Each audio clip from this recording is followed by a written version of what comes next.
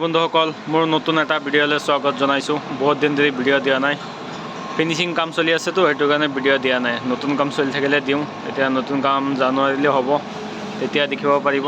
এতিয়া ফিনিচিং কাম কৰি আছোঁ। এয়া দেখিছে দুটা পোষ্ট প্লাষ্টাৰ কৰিলোঁ, এইটো ৰাস্তাৰ পৰা দেখি পায়, সেইটো কাৰণে এইটো পূৰা ডিজাইনত বনাই দিছোঁ। এইটো চাওক মাথাকেইটা কেনেকৈ বনাইছোঁ পোষ্টৰ। যদি এনেকৈ বনাই দিয়ে দেখিবলৈ বহুত ভাল লাগে। এইটো চাওক বুজিছে কেনেকৈ বনাই দিছোঁ, পূৰা বিট বনাই দিছোঁ। আৰু ওপৰতো ৰাউণ্ড পাইপৰ এটা বিট বনাইছোঁ আৰু 4 ইঞ্চি এটা বনালোঁ হেডত। আৰু সেই পোষ্টটো সেই ছেইম, সেইটো দেখিছে সেইটো সেই ছেইম নিচিনা আছে একদম তলৰ পৰা। আৰু এইটো দেখিছে তলতো সেই এনেকুৱা ডিজাইন পূৰা দি দিছোঁ, দেখাত মানে ভাল লাগে। আৰু ওপৰত বক্স এনেকুৱা পূৰা ডিজাইন দি দিছোঁ।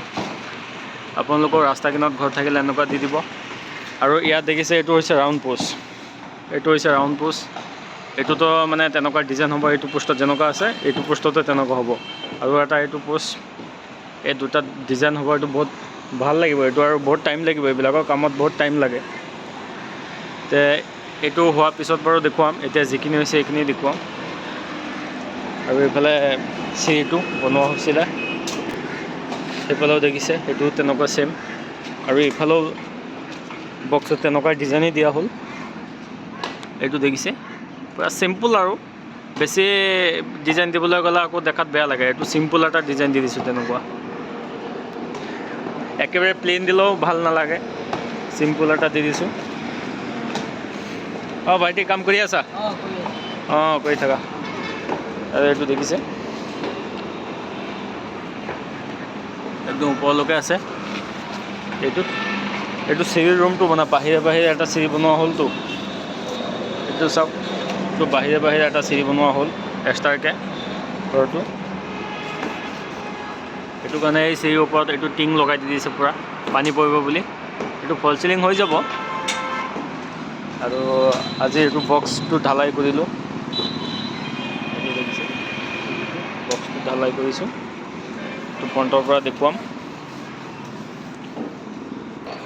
আৰু এইফালে এই পাৰ্টটো পূৰা ফিনিচিং হ'ব, গাঁথনি। এইটো ছুপাৰ ব্লক লগোৱা হ'ব, ACC যিটো ব্লক আছে বগা ইটাটো, সেইটো লগোৱা হ'ব। কাৰণ ৱেইটটো পাতলা হয় তাৰ, সেইটো কাৰণে এইটো বহুত ভাল।